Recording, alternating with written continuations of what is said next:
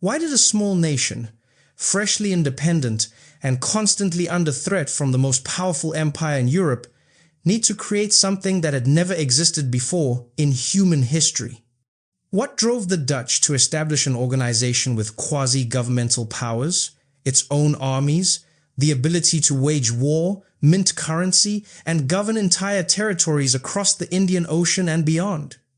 To understand the entire story of how one corporation transformed from a commercial venture into a force that rivaled nations themselves, we must go back to the very end of the 16th century.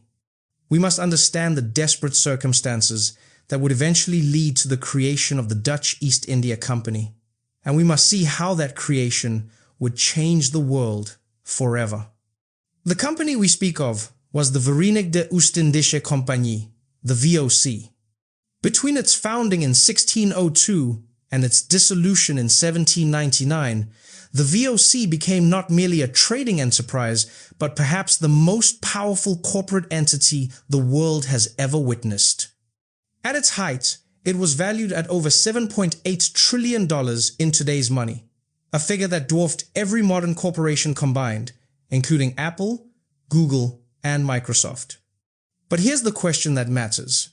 How did a merger of 6 squabbling Dutch trading companies become the first multinational corporation and the world's first megacorporation? How did private capital and governmental authority become so thoroughly intertwined that no one could tell where the company ended and the state began? The answer lies in a perfect storm of necessity, innovation, ruthlessness, and ultimately the corruption and complacency that destroyed everything the company had built. The Dutch Republic was born in violence. In 1581, after decades of brutal conflict known as the 80 Years' War, the Dutch provinces declared independence from Spain. It was an audacious move. Spain was the most powerful empire on earth at the time, backed by the overwhelming force of the Catholic Church and the seemingly endless wealth of the New World. The Dutch provinces, small, low-lying, and seemingly insignificant, were attempting to break free from one of history's great imperial superpowers. The situation was precarious to an almost impossible degree. Spanish armies occupied the southern Netherlands. Spanish fleets threatened European waters. The young Dutch Republic had limited resources, limited military capacity, and limited time. If the Dutch could not generate wealth quickly, they would be crushed. The Spanish would simply outlast them. Militarily, the Dutch could not win an extended conflict. They needed another way. They needed wealth, they needed it fast, and they needed it in quantities that no traditional Dutch industry could provide. For centuries, European access to Asian riches had been controlled by middlemen and monopolists. The Ottoman Empire controlled the western end of the Silk Road, and they had proven remarkably effective at controlling trade and extracting taxes from goods flowing toward Europe. A different path, however, had opened up. In the late 15th and early 16th centuries, Portuguese explorers had accomplished something remarkable. They had rounded Africa and discovered a sea route to the Indian Ocean. This discovery proved transformative for European commerce. The Portuguese established themselves in the East Indies, what we now call Indonesia, and they had secured something close to a monopoly on the spice trade. And this was not a small matter. Spices like nutmeg, mace, cloves, and pepper were extraordinarily valuable in Europe. They were used for flavoring food, yes, but also for medicinal purposes, for preservation, and as status symbols among the wealthy and noble classes. The markups were astronomical. Spices that cost mere pennies in Indonesia could be sold in European markets for prices that were 10 to 20 times higher, sometimes more. A single shipload of spices could make a merchant wealthy for life. A single successful expedition could bankrupt a nation's debts. But here's where the problem emerged. In 1580, Portugal had been incorporated into the Spanish Empire. This was catastrophic for the Dutch. The Portuguese trade routes, which might have been open to Dutch merchants under different circumstances, were now completely sealed off. Spanish policy explicitly forbade Dutch access to Portuguese trading networks. Spanish fleets actively prevented Dutch ships from reaching the Portuguese monopoly. For a nation that desperately needed capital to fund its war of independence, this embargo was not merely an inconvenience, it was an existential threat. The situation became unbearable, and by the 1590s, Dutch merchants began to take extraordinary risks. If they could not trade through Portuguese channels, they would reach the East Indies themselves. One merchant, named Balthasar de Moucheron, organized an expedition with a ship captain named Cornelis de Houtman. In 1597, this expedition, called the Eerste Schipvaart, or First Voyage, set sail from Holland toward the East Indies, attempting to break the Portuguese monopoly through sheer determination and superior navigation. The voyage was catastrophic. Of the 4 ships that departed, and the 249 men aboard them, only 87 survived the journey. The cargo that returned was small. The voyage was not a financial success by any conventional measure. But here's what mattered. A sea route to the East Indies was not merely theoretical. The Dutch could actually reach Asia by sea. They could challenge Portuguese dominance. More importantly, they could do it without relying on Ottoman middlemen or Portuguese intermediaries. They could go directly to the source. The success of de Houtman's voyage, modest as it was, sparked something akin to a fever among Dutch merchants. If one expedition could reach the Indies and return with spices, then so could others. Throughout the late 1590s and the very beginning of the 1600s, Dutch merchants and ship captains organized their own expeditions. Small companies were formed to finance voyages. Some were successful, some were disastrous, but all of them competed fiercely with one another. By 1600, there were at least 6 competing Dutch companies, all attempting to break into the East Indies spice trade. Here we arrive at the central problem that would lead to the creation of the VOC. These 6 competing companies, all small and all attempting to corner the same market, were destroying themselves through competition. They were driving up the price of spices in Europe through oversupply. They were driving down the price they received from Asian sellers because everyone was desperate to buy from the same sources. The market was becoming flooded with Dutch expeditions, all attempting to buy nutmeg or cloves from the same producers. This competition was ruining everyone. Spice prices in Europe were falling due to oversupply. Meanwhile, Asian sellers, realizing that Dutch merchants were desperate and competing with one another, were raising their prices for the spices at the source. The Dutch merchants found themselves squeezed from both ends. They could not make the enormous profits they had anticipated. They were undercutting one another. They were negotiating separately with Asian rulers. They were duplicating efforts. They were essentially cannibalizing the market. The chaos of competing companies made it impossible to establish monopolies.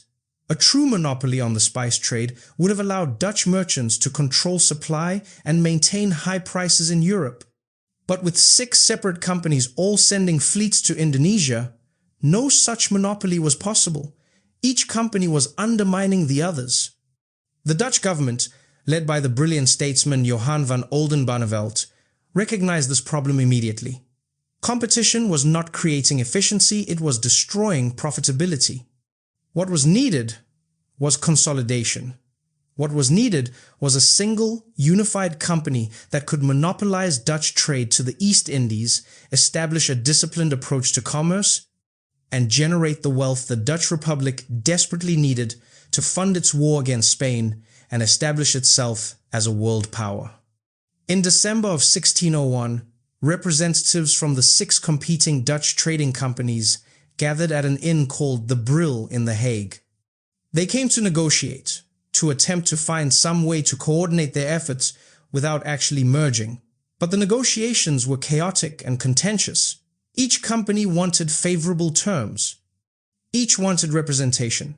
Each wanted to protect its interests. The delegates from Zeeland became so frustrated that they simply withdrew from the talks, declaring that further negotiation was impossible. This deadlock prompted the intervention of Johan van Oldenbarnevelt, who was effectively the highest-ranking political leader in the Dutch Republic. Oldenbarnevelt called a second meeting in January of 1602, and his message was blunt and left no room for interpretation. He warned the delegates that their Spanish enemies and their new British competitors would not hesitate to exploit Dutch disunity. He made it plain that the continued survival of Dutch commercial interests in Asia depended upon unity. As he told them, "It is therefore to the interest of the Commonwealth that all parties get together and place themselves under one organization." The message was unmistakable. This was not a request. The Dutch government was imposing consolidation. On the 20th of March 1602, the States General of the Dutch Republic issued a formal charter granting a single, unified entity an exclusive monopoly on all Dutch trade between the Cape of Good Hope in Africa and the Straits of Magellan at the tip of South America. This entity was called the United East India Company, the Verenigde Oostindische Compagnie, the VOC. History was about to change. The charter granted to the VOC was remarkable for many reasons, but perhaps the most revolutionary aspect was what it did for capitalism itself. The VOC was granted an initial capital of 6.4 million guilders, a truly enormous sum for the time. This made it the largest commercial enterprise in Dutch history by an almost incomprehensible margin. To raise this capital, the VOC did something that had never been done before on this scale. It issued shares to the public. Article 10 of the VOC Charter permitted members of the Dutch public to purchase shares in the company. This was not limited to wealthy merchants or the aristocracy. Any citizen of the Dutch Republic with sufficient funds could invest in the VOC. The minimum investment was set at 3,000 guilders, a sum that was within the reach of many merchants and even some skilled craftspeople. When the initial public offering occurred in August of 1602, there were 1,143 individual investors who purchased shares in the company. Think about what this means. For the first time in history, a commercial venture was owned not by a single wealthy merchant or a small circle of nobles, but by over 1,000 different people spread throughout an entire nation. These investors came from throughout the Dutch Republic and from beyond it. Among the 1,143 investors were 301 from the southern Netherlands, as well as 39 Germans and investors from other regions. The largest single investor was a man named Isaac Lemaire, who subscribed for 85,000 guilders worth of stock. This represented something revolutionary. The VOC had created what we would today recognize as the first publicly traded company. Its shares were bought and sold on open-air markets. By the early years of the 17th century, these shares were being traded on what would become the Amsterdam Stock Exchange. Prices would rise and fall based on news arriving from Asia, expectations about future profitability, reports of successful or failed voyages. The total capitalization of the VOC was 10 times greater than that of its nearest competitor, the English East India Company, which had been founded just 2 years earlier. No company in Europe could match the Dutch capital base. No company in the world could match it. The VOC was not a centralized monolithic organization. Rather, it was deliberately structured as a federal system of 6 chambers based in different Dutch cities. These chambers were located in Amsterdam, Delft, Rotterdam, Enkhuizen, Middelburg, Zeeland, and Hoorn. This decentralized structure reflected the political realities of the Dutch Republic, where power was distributed among different provinces and cities, none of which wanted to cede complete authority to any single location. Each chamber had its own board of directors and its own local operations. These chambers built their own ships, maintained their own warehouses, conducted their own trades, and managed their own affairs. This allowed local merchants and investors to maintain influence over how their investments were managed. It also created redundancy and spread risk, ensuring that the failure of one chamber would not necessarily destroy the entire organization. If a shipload of spices was lost to storm or pirates, the entire company would not collapse. The system was built to survive individual disasters. However, there had to be coordination. There had to be a central body that could set overall policy and ensure that the various chambers worked in harmony rather than at cross purposes. This was the Heeren 17, the Gentlemen 17 or Lords 17, which served as the supreme governing body of the VOC. The Heeren 17 consisted of 17 directors selected from the wealthiest investors in each chamber. The distribution of seats reflected political balance within the Dutch Republic itself. 8 seats were allocated to the Amsterdam chamber, making it the largest single representative. But here's the crucial part. 8 was 1 short of a majority of 17. This prevented Amsterdam from dominating the board completely. 4 seats went to the Zeeland chamber, while the remaining 5 chambers received 1 seat each. The 17th seat rotated among the smaller chambers or could be held by Zeeland. Even the smallest chamber had some voice in central decision-making. The Heeren XV met either in Amsterdam or in Middelburg, alternating between the 2 cities on a rotating basis. 6 years would be spent meeting in Amsterdam, followed by 2 years in Middelburg, and then the cycle would repeat. This arrangement ensured that neither Amsterdam nor any other city could claim permanent dominance of the central board. At these meetings, the Heeren 70 would set general policy, approve major expeditions, allocate resources among the chambers, and provide detailed instructions to ship captains and governors operating in Asia.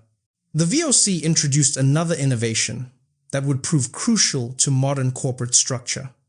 Earlier joint stock companies had typically required that managing directors bear unlimited personal liability for the company's debts. If a company failed, the directors themselves could be pursued personally for compensation.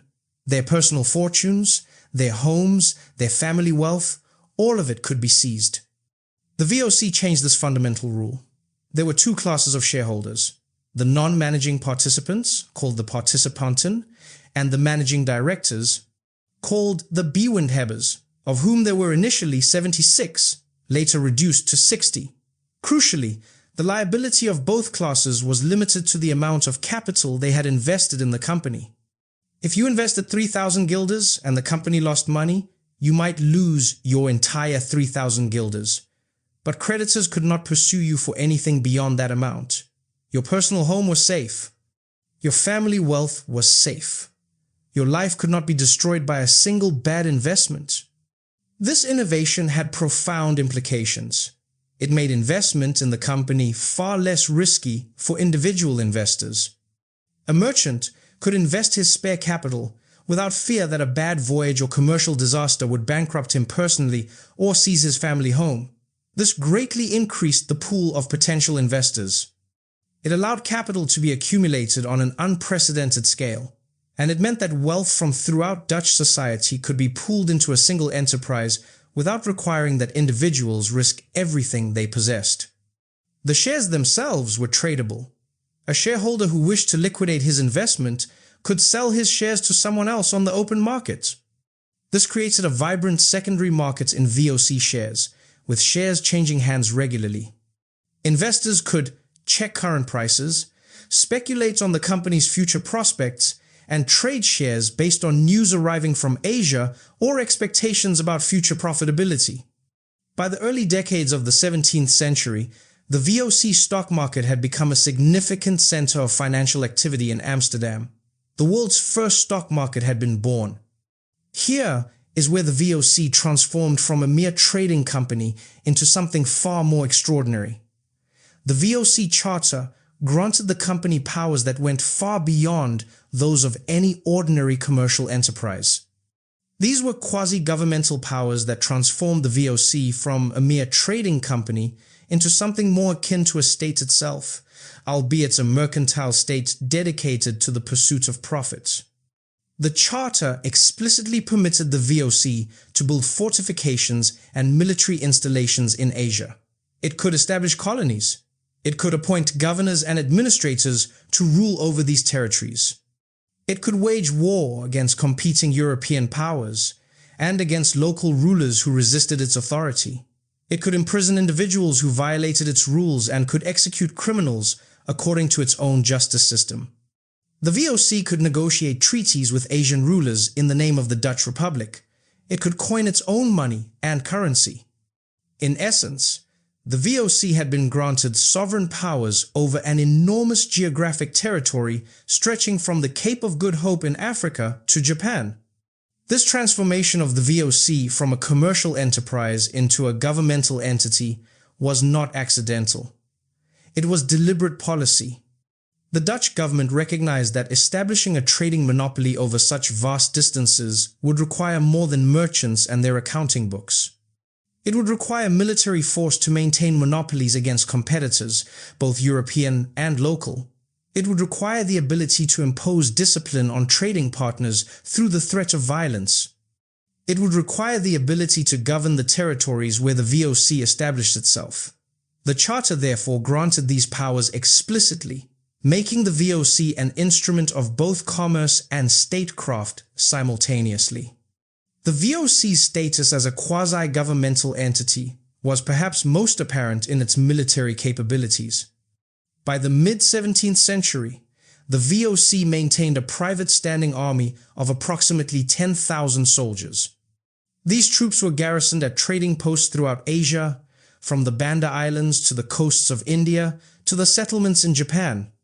The company also maintained a powerful navy, consisting of merchant ships that had been converted into warships, mounting cannons and carrying marines trained in naval combat. This military force was not merely decorative, it was actively employed. The VOC fought numerous wars against Portuguese traders who had dominated the region before the Dutch arrived. It fought against local rulers who resisted Dutch monopolistic practices. It fought against the British East India Company, its nearest European competitor, in battles that determined the fate of control over spice islands and trading posts. These were not small skirmishes. These were major military operations involving hundreds of troops and multiple ships. One of the most forceful governors-general the VOC ever employed, a man named Jan Pieterszoon Cohen, captured the reality perfectly when he wrote, "Trade in Asia must be driven and maintained under the protection and favor of your honor's own weapons, and that the weapons must be paid for by the profits from the trade, so that we cannot carry on trade without war, nor war without trade." In other words, the VOC's military operations and its commercial operations were inseparable. Violence was not an unfortunate side effect of commerce, it was integral to the business model. The company used military force to establish monopolies, to exclude competitors, to coerce local producers into selling goods at prices favorable to the VOC, and to suppress resistance from populations who resented VOC dominance. The VOC was, in essence, a commercial enterprise that had become a military power. A corporation spanning thousands of kilometers across oceans and requiring coordination between distant trading posts could not function without sophisticated administrative and bureaucratic systems.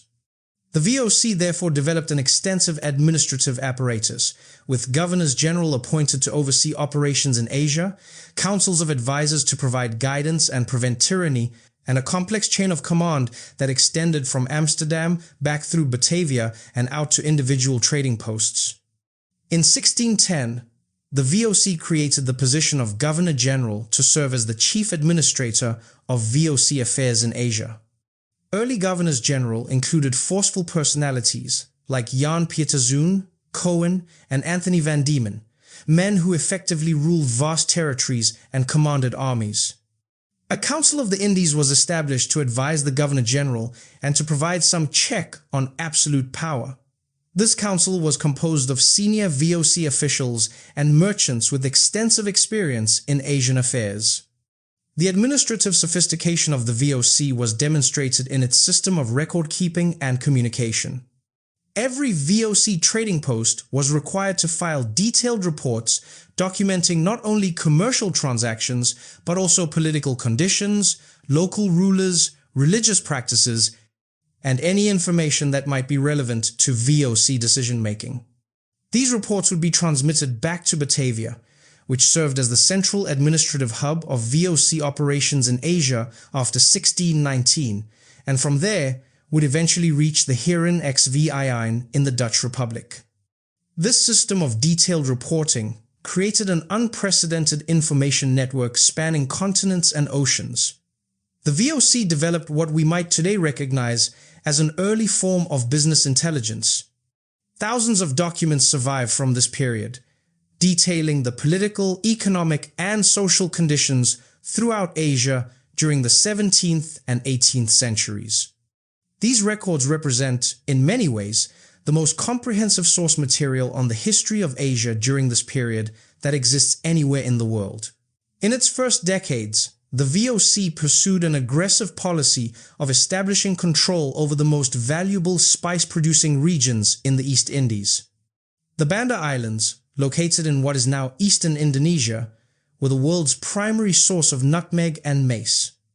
These spices were extraordinarily valuable, fetching prices in Europe that were sometimes 15 to 20 times what the VOC paid for them in the Indies, sometimes even more. When the VOC sought to establish a monopoly over the spice trade from these islands, resistance was inevitable. The local rulers and traders who had been profiting from the spice trade had no desire to see their trade seized by foreign merchants, but the VOC possessed military superiority and determination. Through a combination of diplomacy, coercion, and violence, the VOC gradually brought the Banda Islands under its control. Producers were forced to sell their entire crop to the VOC at prices set by the company, eliminating any opportunity for competition or alternative markets. The methods used to maintain the VOC's monopoly were brutal. VOC agents would burn spice trees in territories where they wished to reduce supply and prevent competitors from accessing supplies. The logic was cold and calculated. If you own a monopoly, reducing supply while maintaining demand increases prices. Entire populations of local producers who resisted VOC demands were slaughtered or enslaved. The indigenous peoples of the Banda Islands experienced demographic collapse, with disease, violence, and forced labor combining to reduce their population from tens of thousands to just a few thousand survivors within a few decades. The destruction was so thorough that the VOC had to import laborers from elsewhere to continue spice production. The world's first monopoly was maintained through systematic genocide. In 1619, the VOC forcibly took control of the city of Jayakarta, located on the island of Java, after overcoming resistance from the local Prince Sriwijaya. The city was burned and reconstructed according to VOC designs, and was renamed Batavia after the ancient Latin name for the Netherlands. Batavia became the capital of VOC operations in Asia, and the center of VOC administrative authority in the region. From Batavia, VOC governors general coordinated trade throughout the Indian Ocean, expanding the company's reach to encompass not only the Indonesian archipelago, but also trading posts and colonies throughout India, Persia, and eventually China and Japan. The VOC established trading posts on the coasts of Bengal, in the Malabar region, along the Coromandel coast, and many other locations. By the late 17th century, the VOC had created a vast network of fortified trading posts that controlled the most valuable maritime trade routes in the world. The company had not merely established a commercial network, it had established an empire. And like any empire, it was maintained through military force and administrative control. Between approximately 1635 and 1690s, the VOC achieved the height of its power and profitability. During these decades, the company sent ships and merchants throughout the Indian Ocean with virtually no serious competition. The Portuguese had been largely displaced. The English were confined to limited areas. No other European power had the capacity to challenge VOC dominance. The company's monopolies on nutmeg, mace, and cloves were virtually complete, and these spices fetched enormous prices in Europe. The profits generated during this period were staggering. Wealth flowed back to the Netherlands from the VOC's trading operations in unprecedented quantities. This wealth funded not only the Dutch government's war against Spain, but also the cultural flowering of the Dutch Golden Age. The great paintings of Rembrandt, Vermeer, and other Dutch masters were created during this period when Dutch wealth was at its absolute peak. The elaborate canal houses and grand architecture of Amsterdam reflected the unprecedented prosperity of the Dutch merchant class, much of which derived directly or indirectly from VOC profits. By the mid-17th century, the VOC had approximately 50,000 employees working in Asia and the Netherlands combined. This made it by far the largest employer in the Dutch world, and arguably one of the largest employers anywhere on Earth. The company had become not merely a trading enterprise, but a central pillar of Dutch society, the engine of Dutch wealth and power. When the VOC prospered, the entire Dutch nation prospered. The VOC implemented sophisticated accounting and financial management practices that were advanced for the time. The company employed double-entry bookkeeping methods that allowed for accurate tracking of assets, liabilities, income, and expenses. Annual financial accounting was mandated by the charter, creating transparency about the company's financial condition. However, the VOC's accounting was also sometimes a tool of obfuscation. The company's charter required that its capital be liquidated and returned to shareholders every 10 years, at which point shareholders would choose whether to reinvest in a successor company. This created a 10-year accounting cycle. In practice, the VOC grew so profitable that the States General was persuaded to allow the company to violate this requirement. Beginning in 1612, the VOC was allowed to ignore statutory liquidation and to continue operating indefinitely, allowing capital to accumulate and profits to compound over decades rather than being distributed every 10 years. This violation of the original charter terms was not without criticism. Shareholders who had invested expecting periodic distributions now found their capital locked in indefinitely. This led to the first recorded instance of shareholder activism in history, when Isaac Lemaire filed a petition against the VOC in 1609, accusing the board of directors of seeking to retain another's money for longer or use it ways other than the latter wishes.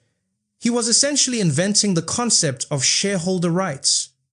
Lemaire's petition marked the first recorded corporate governance dispute in history. Though he was unsuccessful in his effort to force liquidation, his complaint highlighted tensions that would persist throughout the VOC's history between shareholders seeking returns on investment and management's desire for permanent capital accumulation. Controlling an organization across oceans. A fundamental challenge facing any corporation operating across vast distances is the challenge of controlling agents and employees who are thousands of kilometers away, months of travel by ship distant from central authority. The VOC developed elaborate systems to address this problem. Ship captains and governors operating in Asia would receive detailed written instructions from the Heren 70 in Amsterdam, specifying policies, procedures, and guidelines they were expected to follow. The company also implemented a system of mutual oversight and multiple channels of authority. Governors General were provided with advisory councils, whose members could report misconduct back to the Home Office. Captains of homeward-bound ships were required to file reports documenting conditions in Asia and any irregularities they had observed.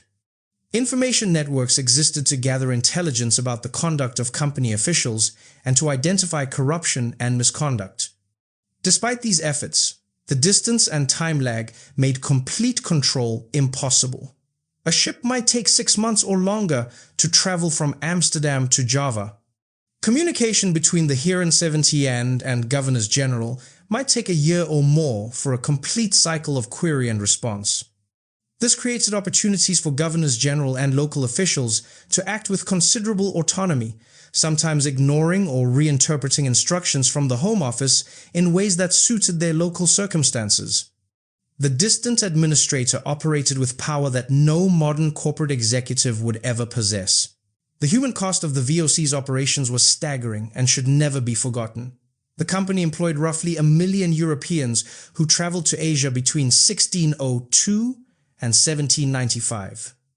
Yet of these million individuals, only about 340,000 returned to Europe. That means roughly 660,000 people died in service to the VOC. The mortality rate was extraordinary, with historians estimating that the VOC consumed approximately 4,000 people per year through death and disability. Think about that number. 4,000 people every single year for nearly 200 years. That's the entire population of a small Dutch town, dead or disabled, every single year, so that shareholders could receive their dividends. The causes of this mortality were multiple and relentless. Disease was the greatest killer. The long voyage from Europe to Asia exposed sailors to various illnesses. Scurvy, caused by vitamin C deficiency, was endemic among crews who had been at sea for months consuming salted meat and stale bread. Dysentery and other gastrointestinal diseases spread rapidly in the close quarters of ships. Malaria, dengue fever, and other tropical diseases awaited those who survived the voyage and arrived in Asia. Conditions on the company's ships were notoriously bad. Vessels were overcrowded, poorly ventilated, and filthy. Sanitation was primitive. Disease spread easily in such conditions. A sailor might watch his crewmates die one after another from diseases he could not understand or fight. Many ships would arrive in port with half their crew dead or dying. And when the survivors arrived in Asia, they faced continued hardships. The climate was harsh, the diseases were unfamiliar, and the work was brutal. Beyond disease, there were the hazards of shipwreck, pirates, and maritime warfare. Ships sank in storms or collided with reefs. Occasionally, VOC fleets encountered resistance not only from European competitors, but also from pirates and corsairs who sought to prey on the ship's valuable cargoes. In rare instances, VOC fleets were engaged in naval battles with military forces. Though these direct combat deaths were smaller in number than disease deaths, they were significant enough to represent a hazard that every sailor knew existed when he signed on to a VOC vessel. The compensation offered to VOC employees was miserable. Sailors and lower-ranking employees were paid minimal wages, far below what they might earn in comparable European occupations. The company calculated that despite the hardships and dangers of service, the prospect of Asian riches and the possibility of private trading would motivate men to accept service. This brings us to one of the most extraordinary and revealing aspects of how the VOC actually operated. By the beginning of the 18th century, the VOC's position began to deteriorate. The decline was gradual at first, almost imperceptible to those living through it. But the trajectory was downward and nothing could reverse it. Several factors combined to create this decline. Most importantly, the company's monopolies were increasingly being challenged by competitors. The English East India Company, initially far smaller and less successful than the VOC, gradually improved its capabilities and began to capture market share, particularly in India and later in China. The French East India Company, though less powerful than either the English or Dutch companies, also established a competitive presence in Asian trade. Additionally, changes in Asian politics altered the commercial landscape completely. The decline of the Mughal Empire in India and internal instability in various regions disrupted traditional trading patterns that the VOC had relied upon for nearly a century. New competitors emerged, including Arab traders and eventually other European nations seeking to enter Asian trade. The VOC found itself competing in an increasingly crowded marketplace rather than enjoying the monopolistic dominance it had possessed in earlier centuries. The company was no longer the only game in town. It was not even the dominant game anymore. From 1690 to 1760, the VOC pursued a fundamentally unsustainable dividend policy. The company distributed more profits to shareholders than it actually earned in many years. This was possible only because the company was drawing down its capital reserves and accumulating debt. By 1750, the situation had become critical. The company lacked sufficient capital to finance its operations and pay dividends to shareholders simultaneously. Something had to give. The directors attempted to address this by, once again, slashing employee salaries while simultaneously expanding the scope of permitted private trading and corruption. This short-term fix allowed the company to continue paying dividends without the capital infusions that would have been necessary if employees were being paid market wages. However, this approach exacerbated the underlying problems rather than solving them.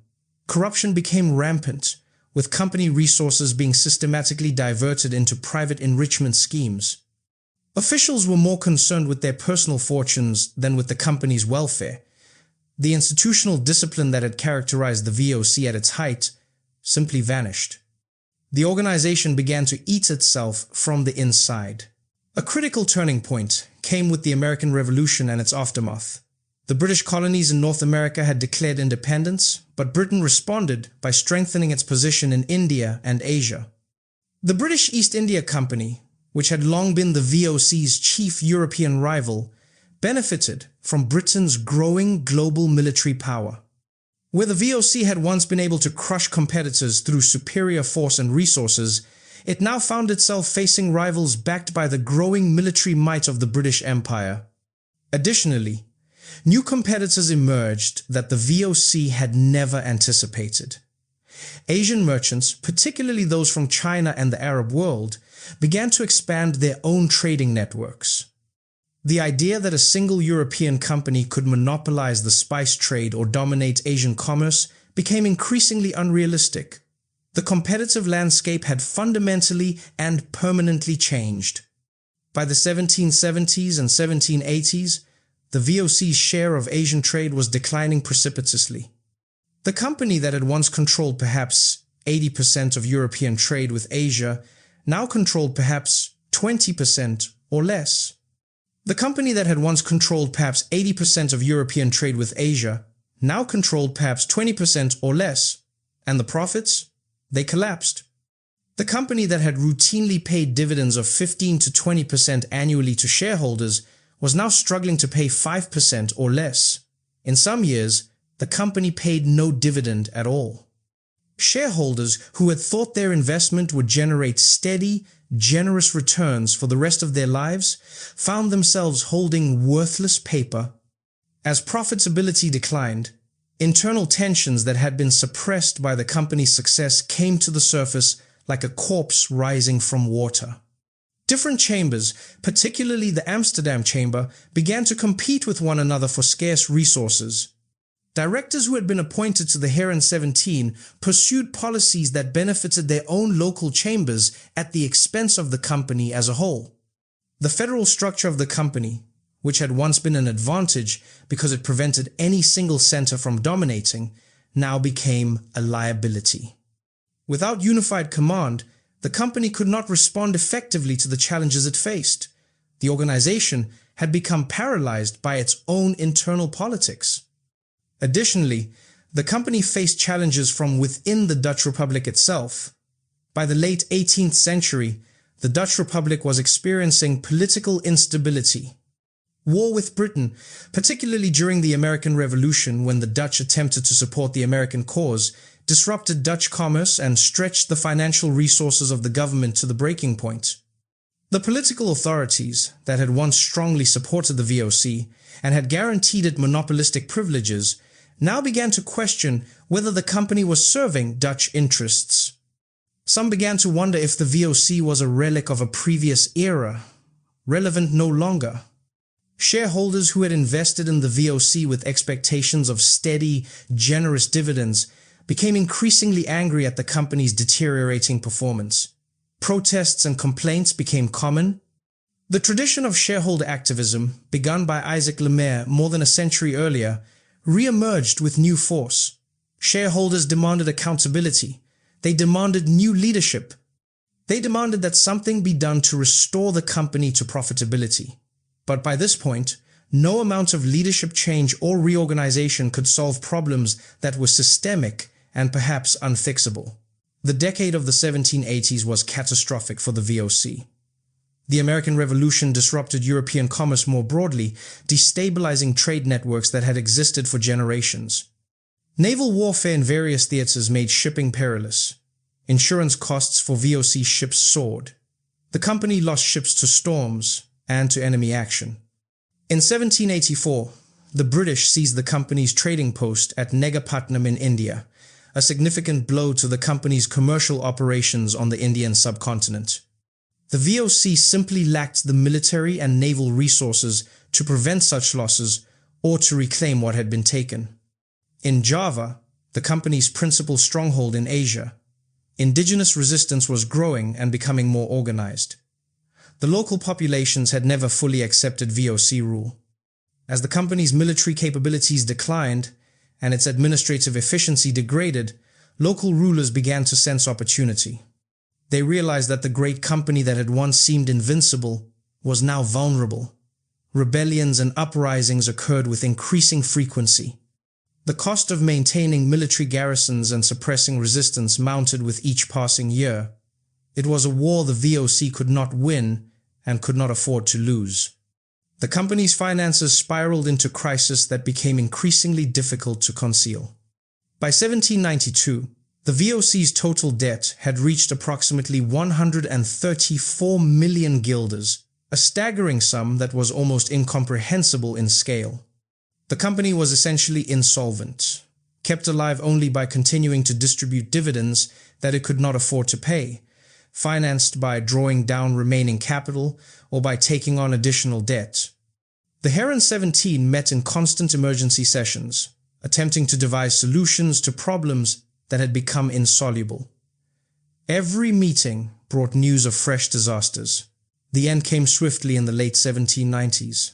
The Dutch Republic, having been drawn into the European wars sparked by the French Revolution, found itself in military conflict with the British Empire.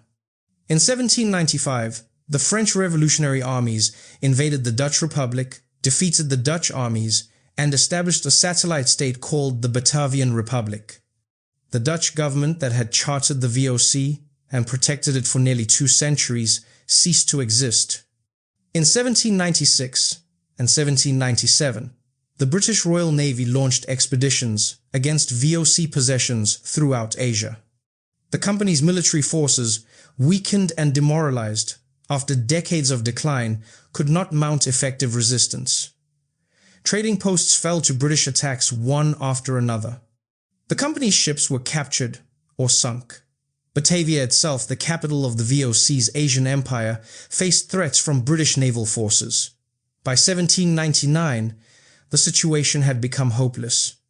The company that had once been the most powerful commercial enterprise in the world was on the verge of complete collapse.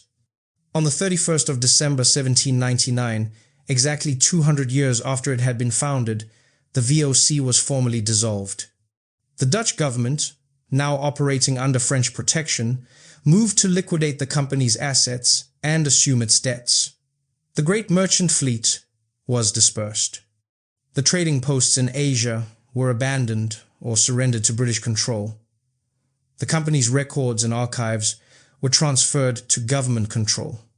The most powerful corporation in human history at the time of its peak had ceased to exist. 2 centuries of power, profit, and violence were over.